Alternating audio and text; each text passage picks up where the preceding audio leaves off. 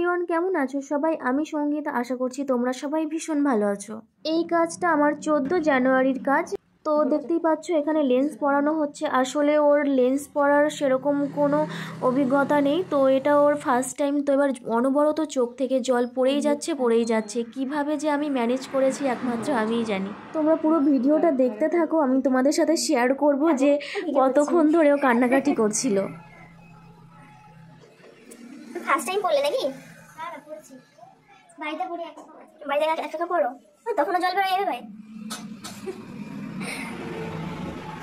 দেখছি আজকে কতক্ষণ কান্না করতে থাকো কান্না। শ্বশুর বাড়ি পাঠিয়ে দেবো আজকে। আমি এখানে ফেসটা ভালো করে ক্লিন করে নিচ্ছি। যখনই বেস করবে বা হচ্ছে গিয়ে আই মেকআপ করবে, আগে ভালো করে ক্লিন করে নেবে। আচ্ছা, আমি এখানে পিক্সির একটা টোনার ইউজ করছি। এই যে এটা হচ্ছে শীতের জন্য একেবারে ঠিকঠাক, শীতের জন্য বেস্ট, অয়েলি ভাব দেয় এই পিক্সির টোনারটা।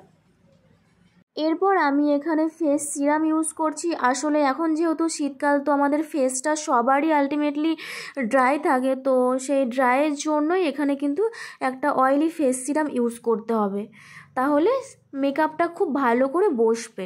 আগে আমাদের এই অয়েলি ভাবটা আনতে হবে শুধুমাত্র বেস বসানোর জন্য। আচ্ছা, ও কোনো প্রফেশনাল মডেল নয়, ও একটা নন পেড মডেল। তো ওখানে আমার স্টুডেন্টদেরকে বোঝানো হচ্ছিল যে কিভাবে কি বেস করতে হয়, না কীভাবে স্কিন প্রিপারেশন করতে হয়, সেটাও ওখানে বোঝানো হচ্ছিল। তো তোমরা যারা ক্লাস জয়েন করতে চাও, তো তারা অবশ্যই কিন্তু আমার ওপরে দেওয়া নাম্বারে কন্ট্যাক্ট করতে পারো, এবং কন্ট্যাক্ট করে পুরো ডিটেলসটা জেনে তোমরা অ্যাডমিশনটা নিতে পারো।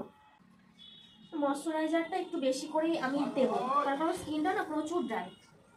তো হচ্ছে সেটার জন্য এর যে এখানকার যে কালারটা, সেই কালারটা নিয়ে আমি এই ডার্ক সার্কেলগুলো হাইড করবো। আর এই যে দেখবো যে কালো কালো ভাব রয়েছে, সেই এরিয়াগুলোতেই কিন্তু দেবো। এরপর আমি এখানে ফাউন্ডেশনের জন্য একটা সপারেল ফাউন্ডেশন নিয়েছি, এবং একটা ফেয়ার একটা ডার্ক কালার নিয়ে স্কিন টোন অনুযায়ী মিক্স ম্যাচ করে আমি এখানে ওর স্কিন টোন বানিয়ে নিয়েছি। তোমরা যদি স্কিন টোন অনুযায়ী ফাউন্ডেশন মিক্স ম্যাচ করতে না জানো, তো তার জন্য কিন্তু ক্লাস জয়েন করতে হবে। তো সেটার জন্য অ্যাডমিশনটা ঝটপট নিয়ে নাও আমার ওপরে দেওয়া যে নাম্বারে।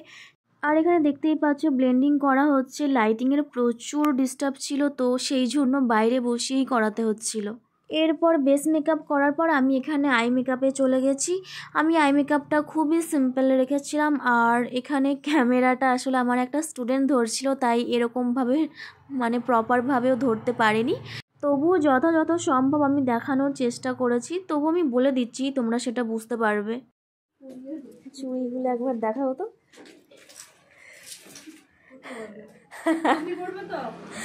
গলার হাড়ি হয়ে যাবে।